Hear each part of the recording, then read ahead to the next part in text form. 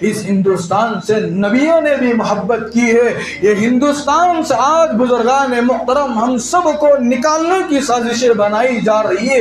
اس لیے ہم کو ہندوستان سے بھگانے کے لیے ہماری مساجدوں کو چھینا جا رہا ہے، ہمارے مدارس کو چھینا جا رہا ہے، ہمارے مساجدوں کو توڑا جا رہا ہے۔ جہاں پر مسلمان 5 مرتبہ کھڑے ہو کر اذان دیتا ہے، جہاں پر مسلمان 5 وقت میں آ کر اپنے ماتھے کو اللہ کے سامنے رگڑتا ہے، آج یہ سب چیزوں کو مسلمانوں کے پاس سے چھیننے کی ناپاک کوششیں اور سازشیں بنائی جا رہی ہے۔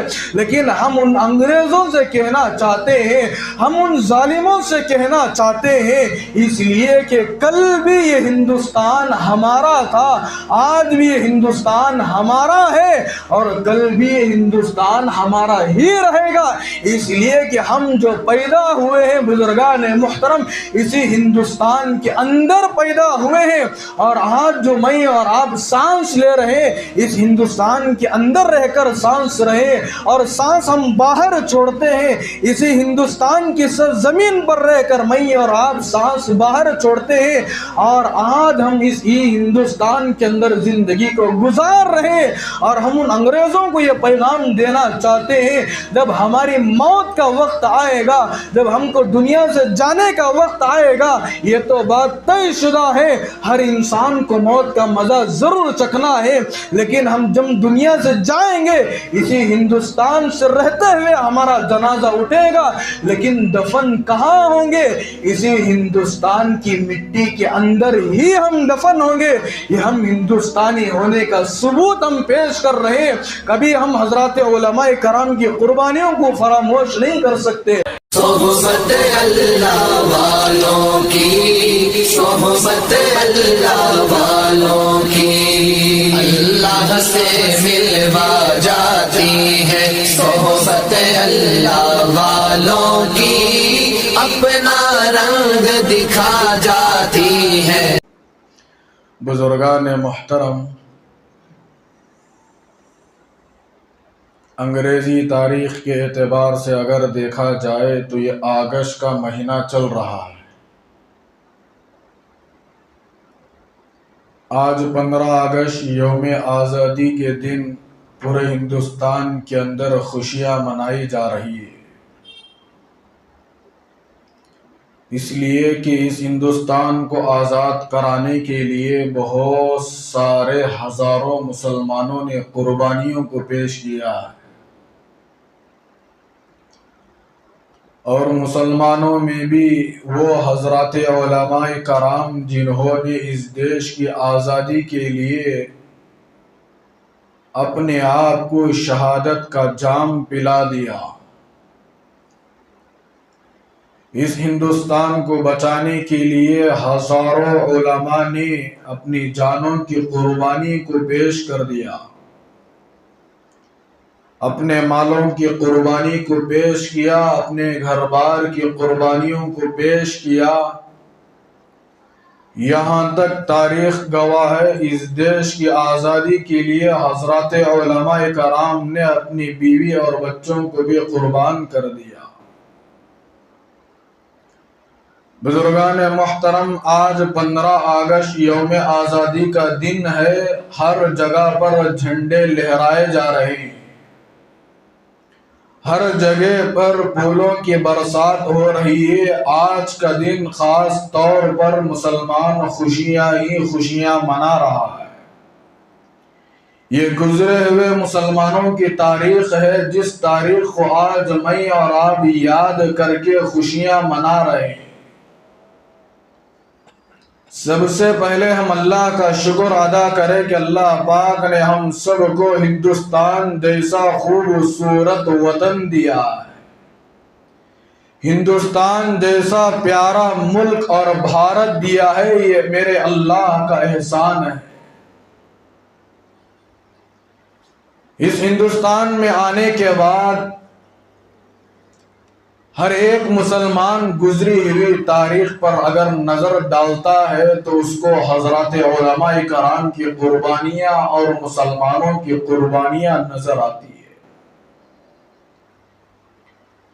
اور ہر آدمی اس ملک میں رہتے ہوئے آزادی کو چاہتا ہے، آزادی کے ساتھ زندگی گزارنا پسند کرتا ہے۔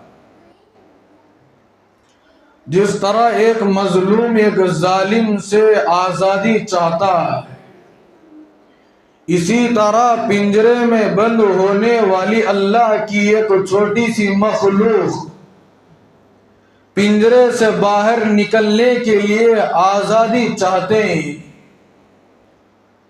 اور اسی طرح بہت ساری وہ اللہ کی مخلوقات ہیں جن کو ایک جگہ پر چہار دیواری کے اندر بند کر کے رکھ دیا جاتا ہے۔ وہ یہی سوچتے ہیں اور سمجھتے ہیں کہ اس پنجرے سے کس طرح ہم سب کو آزاد کر دیا جائے تاکہ ہم سب اس ہندوستان کے اندر رہ کر آزادی کی زندگی گزارے۔ اور آج ہر مسلمان بھی یہی چاہتا ہے کہ میں کسی کا غلام بن کر نہ رہوں، میں کسی کی ملکیت میں رہ کر کے زندگی نہ گزاروں، میں کسی کا نوکر بن کر زندگی نہ گزاروں۔ میں ہندوستانی ہوں تو ہندوستان کے اندر رہ کر میں آزادی کے ساتھ زندگی گزارنا چاہتا ہوں۔ میں ہندوستان کے اندر رہوں تو کسی کا غلام بن کر، کسی کے تلوے چاٹتے ہوئے میں ہندوستان کے اندر رہ کر کسی کا غلام بن کر نہیں رہنا چاہتا ہوں۔ میں ہندوستانی ہوں تو اس ہندوستان کے اندر جی رہا ہوں تو آزادی کے ساتھ رہ کر زندگی گزارنا چاہتا ہوں۔ یہ ہر مسلمان کی یہ سوچ ہے۔ لیکن گزری ہوئی تاریخ پر نظر ڈالیں گے، ہر انسان نے ہندوستان آزاد ہونے کے بعد آزادی کی زندگی گزارا ہے۔ ایک مرتبہ کا واقعہ ہے، حضرت عمر رضی اللہ تعالیٰ عنہ ایک مرتبہ جمعہ میں ممبر پر کھڑے ہو کر خطبہ دے رہے تھے، لوگوں کو واعظ و نصیحت کر رہے تھے۔ تو حضرت عمر رضی اللہ تعالیٰ عنہ نے کہا لوگوں سے، یا ایھا الناس اسمعوا واطیعوا، اے لوگوں سنو اور اطاعت کرو۔ جو کچھ خطبے کے اندر اللہ اور اس کے رسول کا پیغام پہنچایا جا رہا ہے، اسمعوا غور سے سنو، واطیعوا اور ان چیزوں کی اطاعت کرو، فرما برداری کرو۔ حضرت عمر رضی اللہ تعالی عنہ کے جملے کو سن کر بھرے مجمع میں ایک نوجوان کھڑے ہوتا ہے، کھڑے ہو کر حضرت عمر رضی اللہ تعالی عنہ سے کہتا ہے، اے عمر لا تسمع واطیع ولا نطیع، اے عمر آج نہ ہم آپ کی بات سنیں گے نہ آپ کی بات کی ہم اطاعت کریں گے۔ حضرت عمر رضی اللہ تعالیٰ نے اتنے بڑے صحابی رسول ہے، خلیفۃ المسلمین ہیں، جن کو اللہ کے نبی علیہ السلام نے مسلمانوں کا خلیفہ کہا، اتنے بڑے صحابی رسول جمعہ میں منبر پر کھڑے ہو کر خطبہ دے رہے، اور بھرے مجمع میں ایک نوجوان کھڑے ہو کر کہا کہ ہم آپ کی بات کو نہیں سنیں گے اور ہم آپ کی بات کی اطاعت نہیں کریں گے۔ اتنے بڑے صحابی رسول ہونے کے باوجود انہوں نے غصے کا اظہار نہیں کیا۔ حضرت عمر رضی اللہ تعالیٰ عنہ نے یہ نہیں کہا کہ بھائی آپ جمعے کے بعد میرے سے ملاقات کرو، آپ بھرے مجمع میں، میرا مقام اتنا بڑا ہے، میں مسلمانوں کا خلیفہ ہوں، میں تم سب کا ذمہ دار ہوں، آپ کیا میرے سے اس طرح بات کر رہے ہیں؟ حضرت عمر رضی اللہ تعالیٰ عنہ نے اس نوجوان سے کچھ نہیں کہا۔ حضرت عمر سے وہ نوجوان کہنے لگا، اے عمر آپ کی بات ہم نہیں سنیں گے۔ حضرت عمر رضی اللہ تعالیٰ عنہ نے نوجوان سے پوچھا، اے نوجوان یہ تو بات بتائیے تو صحیح کہ آپ میری بات کیوں نہیں سنیں گے؟ کوئی وجہ ہوگی، کوئی ماجرا ہوگا، کوئی راز ہوگا، کوئی بات ہوگی، تبھی تو آپ کہہ رہے ہیں کہ آپ کی بات ہم نہیں سنیں گے۔ نوجوان نے کہا کہ اے عمر رضی اللہ تعالیٰ عنہ، دراصل بات یہ ہے کہ جب مال غنیمت تقسیم ہو رہا تھا، سب لوگوں کے ذمے ایک ایک چادر کو تقسیم کیا گیا. ہم سب کی ذمہ داری میں بھی ایک ایک چادر آئی. مجھے بھی ایک چادر ملی, ان کو بھی ایک چادر مال غنیمت کے اندر دی گئی. مال غنیمت کے اندر جو مال تقسیم ہوا تھا, ہر ایک ایک آدمی کو صرف ایک ایک چادر دی گئی. اے عمر, ہم آپ کی بات اس لیے نہیں سنیں گے, آپ کی بات کہ ہم اس لیے اطاعت نہیں کریں گے کہ سب لوگوں کے حق میں تو ایک ایک چادر آئی ہے, اور آپ کے جسم پر تو ہم اس وقت 2 چادریں دیکھ رہے ہیں. یہ تو ہم پر ناانصافی ہوئی ہے, یہ تو ہم پر ظلم ہوا ہے. جیسا کہ مال غنیمت تقسیم ہونا تو یہ چاہیے تھا, جب آپ کے حصے میں 2 چادر آ رہے ہیں, ہمیں بھی 2 چادریں ملنا چاہیے تھا. ہم کو ایک چادر ملی اور آپ کے جسم پر 2 چادریں ہیں. یہ تو ہمارے اوپر سراسر ظلم ہوا ہے, یہ تو ہمارے ساتھ ناانصافی ہوئی ہے. اس لیے اے عمر رضی اللہ تعالیٰ عنہ, ہم آپ کی بات کو تسلیم نہیں کریں گے. چنانچہ حضرت عمر رضی اللہ تعالیٰ عنہ نے اسی وقت برجستہ مجمع کے اندر جمعہ کا خطاب عرض کرتے ہوئے کہا وہ نوجوان سے, اس کا جواب تو میں نہیں دے سکتا, اس کا جواب تو میرا بیٹا دے گا. آپ جو کہہ رہے ہیں بات صحیح ہے, آپ کا جواب تو ضرور مل جائے گا. آپ نے کیا کہا, آپ کے جسم پر 2 چادریں دیکھ رہا ہوں, اور ہم سب کے ذمے ایک ایک چادر مال غنیمت کی آئی ہوئی ہے. اس کا جواب میں نہیں بلکہ میرا لخت جگر دے گا, بلکہ اس کا جواب تو میرا چاند کا ٹکڑا دے گا, اس کا جواب تو میرا فرزند دے گا. چنانچہ حضرت عمر رضی اللہ تعالی عنہ نے جمعے کے خطبے کے دوران کہا اپنے بیٹے سے, بیٹا عبداللہ تم اس کا جواب دو. یہ کہہ رہے ہیں کہ میرے جسم پر 2 چادریں ہیں, اور میں اتنا بڑا صحابی ہو کر ناانصافی کر رہا ہوں, اور مسلمانوں کا خلیفہ ہو کر میں مسلمانوں کے ساتھ ظلم کر رہا ہوں. میرے بیٹے اس نوجوان کو ذرا کھڑے ہو کر ادب کے ساتھ جواب دینا. یہاں دیکھیے حضرت عمر اپنے بیٹے کو بڑے مجمع میں کیا کہہ رہے ہیں, بیٹا جواب ایسے نہیں دینا. یہاں پر رک کر میں 2 باتیں عرض کرتا چلوں. اگر کسی کے باپ سے کوئی نوجوان بدتمیزی سے بات کرتا ہے, ہمارا ماحول اور معاشرہ کیا ہے میں آپ بہتر جانتے ہیں. سب سے پہلے اس نوجوان کی زبان سے گالی کے الفاظ نکلتے. معاف کیجئے گا, مجھے حالات پر روشنی ڈالنا پڑتا ہے, اس لیے کہ آج ہمارے اندر نرمی جیسی صفات نہیں ہے, آج ہمارے اندر نبی کی وہ اخلاق نہیں ہے, آج ہمارے نوجوانوں کے اندر نبی کی وہ صفات, وہ اخلاق, وہ کردار نہیں ہے, جس کی وجہ سے اگر آج کسی کے باپ سے کوئی آدمی کچھ جملے کہہ بھی دیتا ہے, سامنے والا اس کا بیٹا یہ نہیں سوچتا کہ غلطی کس کی ہے. سامنے والا نوجوان یہ دیکھنا چاہیے کہ غلطی کس کی ہے اور معاملہ کیا ہے. کسی کے باپ کو کوئی کچھ کہتا ہے, کسی کے والد کے ساتھ کوئی بدتمیزی کرتا ہے, آج کا نوجوان کیسے اخلاق پیش کرتا ہے. آج نوجوانوں کی زبانوں پر کیا بتائیں بزرگان محترم, منہ کھولیں گے تو زبان پر بات پر آج گالی کے الفاظ. آج نوجوانوں کی زبانوں پر چھوٹی چھوٹی غلطی پر گالیوں کے الفاظ نکل رہے ہیں, وہ بھی ماں بہن کی گالی دے رہے ہیں. کہ آج ماں باپ اتنے سستے ہو گئے کہ ہر نوجوان کی زبان پر ایک دوسرے کے لیے ماں بہن کی گالیاں نکل رہی ہے. اور دوسری بات یہ ہے بزرگان محترم, اگر کوئی بڑے بزرگ یا اگر کوئی بڑا آدمی سمجھانے کے لیے جاتا ہے, لوگ اس کے اوپر بھی گالیاں بکنا شروع ہو جاتا ہے. یہ آج ہمارا معاشرہ ہے, ان نوجوانوں کو کون سمجھائے گا بزرگان محترم. اسی لیے میں اکثر کہا کرتا ہوں, ہمارے ان نوجوانوں کو بھی حضرات علماء کرام کی مجلس میں لے جا کر کے بٹھائیے. خالی کام کام کام کماتے کماتے کماتے مال کرتے کرتے بزرگان محترم دنیا سے ایک دن مر کر کے چلے جائیں گے. کہ ایسے نوجوانوں کے گھروں سے کہ اللہ کے ولی کبھی پیدا ہو سکتے ہیں؟ کہ آج کے نوجوانوں کی زندگیوں سے کیا کوئی اللہ کا ولی اور خطب ابدال پیدا ہو سکتا ہے؟ نہیں ہو سکتا بزرگان محترم۔ اسی لیے آج مسلمانوں کی جو قوم بدنام ہو رہی ہے نا، اسی زبان کی وجہ سے آج مسلمان بدنام ہو رہا ہے۔ کیوں بدنام ہو رہا ہے؟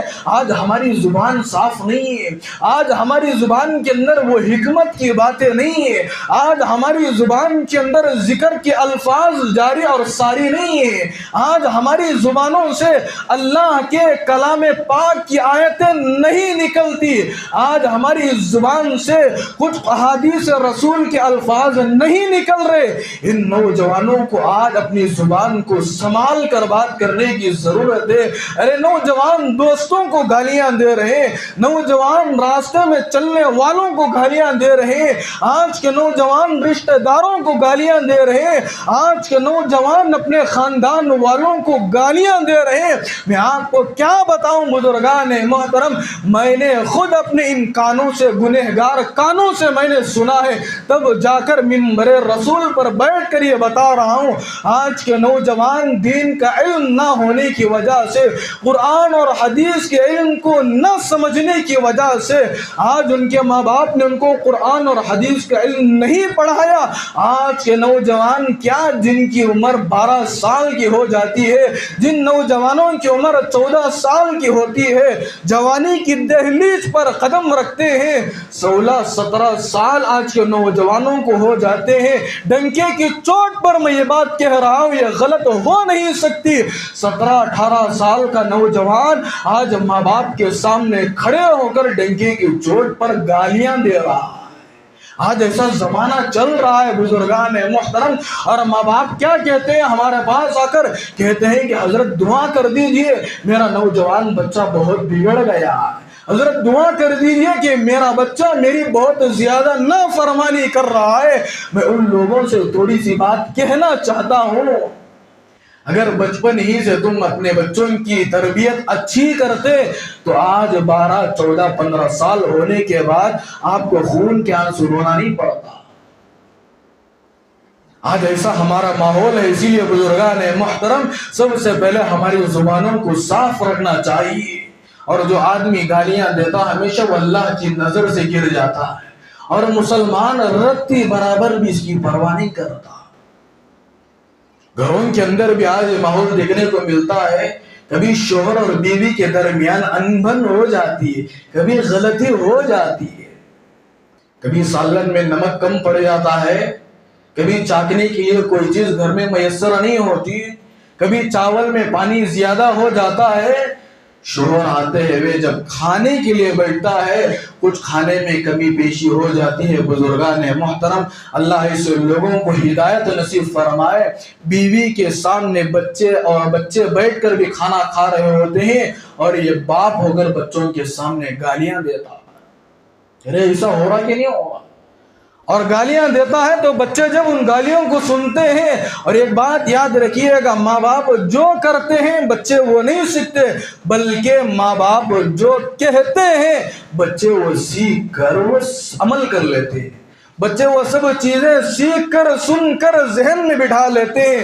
جب وہ چیز ذہن میں بیٹھ جاتی ہے تو وہ آٹومیٹک دل میں اتر جاتی ہے۔ جب دل میں اتر جاتی ہے، ایک وقت وہ آتا ہے کہ 10-12 سال گزرنے کے بعد وہی الفاظ بچے دہراتے ہیں جو ایک وقت شوہر یعنی باپ کھانے کے وقت بیٹھ کر اپنی ماں کو، اپنی بیوی کو، اپنے بچوں کو گالیاں استعمال کیا کرتا تھا۔ اسی لیے بزرگان محترم ہمارے معاشرے کے اندر گالیاں دینا بھی جائز نہیں ہے، اور گالیاں سننا بھی جائز نہیں ہے۔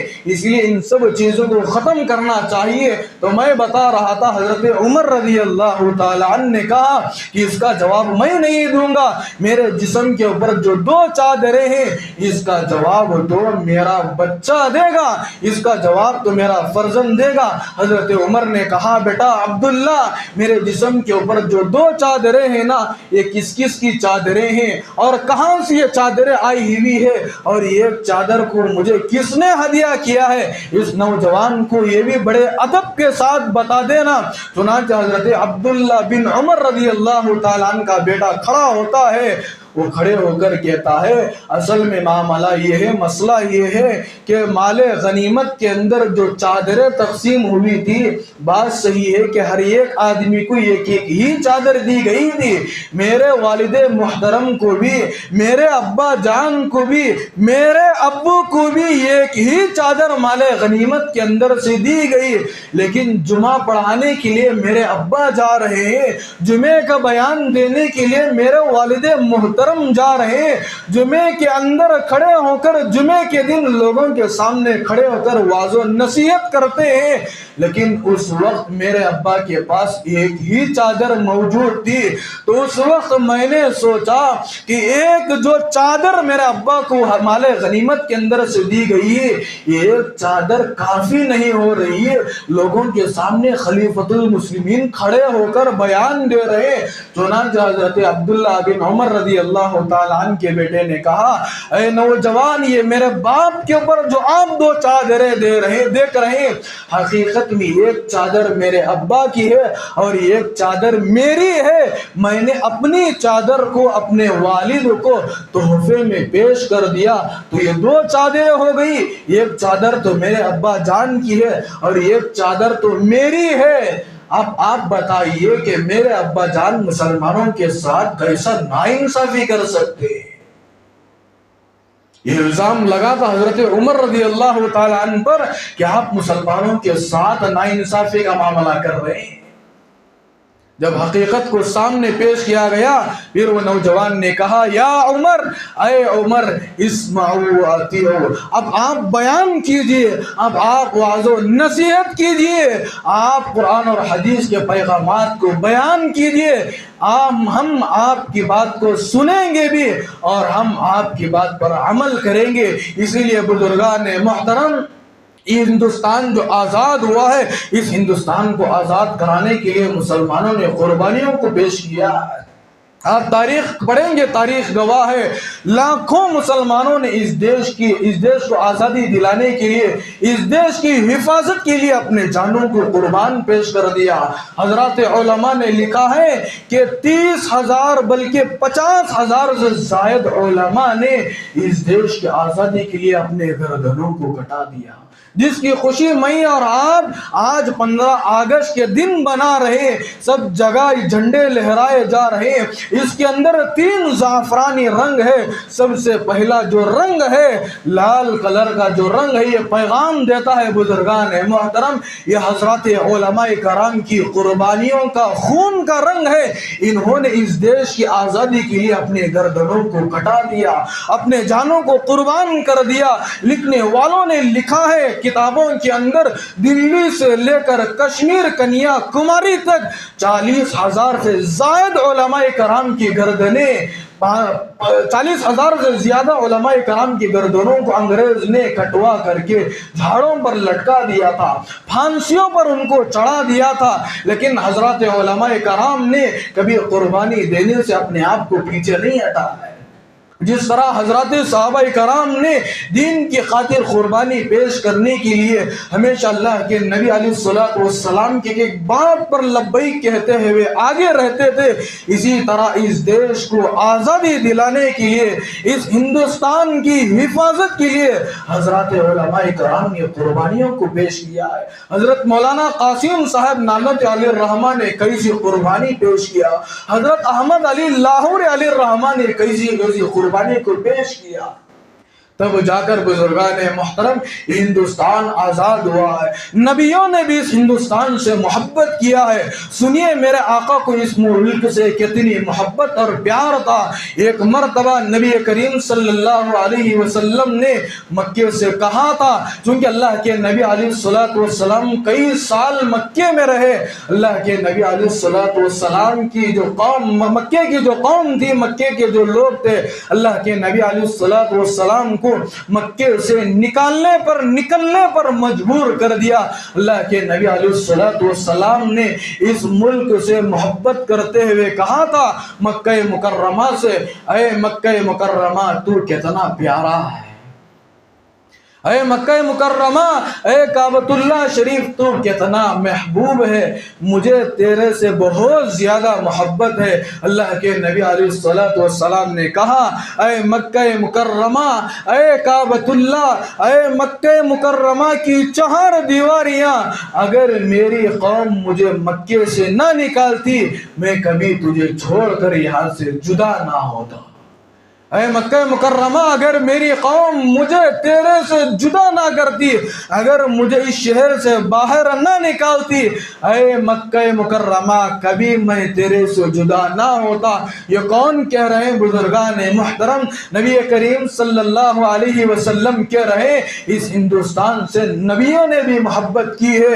یہ ہندوستان سے آج بزرگان محترم ہم سب کو نکالنے کی سازشیں بنائی جا رہی ہے، اس لیے ہم کو ہندوستان سے بھگانے کے لیے ہماری مساجدوں کو چھینا جا رہا ہے، ہمارے مدارس کو چھینا جا رہا ہے، ہمارے مساجدوں کو توڑا جا رہا ہے۔ جہاں پر مسلمان 5 مرتبہ کھڑے ہو کر اذان دیتا ہے، جہاں پر مسلمان 5 وقت میں آ کر اپنے ماتھے کو اللہ کے سامنے رگڑتا ہے، آج یہ سب چیزوں کو مسلمانوں کے پاس سے چھیننے کی ناپاک کوششیں اور سازشیں بنائی جا رہی ہے۔ لیکن ہم ان انگریزوں سے کہنا چاہتے ہیں، ہم ان ظالموں سے کہنا چاہتے ہیں، اس لیے کہ کل بھی یہ ہندوستان ہمارا تھا، آج بھی یہ ہندوستان ہمارا ہے، اور کل بھی یہ ہندوستان ہمارا ہی رہے گا۔ اس لیے کہ ہم جو پیدا ہوئے ہیں بزرگان محترم، اسی ہندوستان کے اندر پیدا ہوئے ہیں، اور آج جو میں اور آپ سانس لے رہے ہیں، اس ہندوستان کے اندر رہ کر سانس رہے، اور سانس ہم باہر چھوڑتے ہیں، اسی ہندوستان کی سرزمین پر رہ کر میں اور آپ سانس باہر چھوڑتے ہیں، اور آج ہم اس ہی ہندوستان کے اندر زندگی کو گزار رہے ہیں۔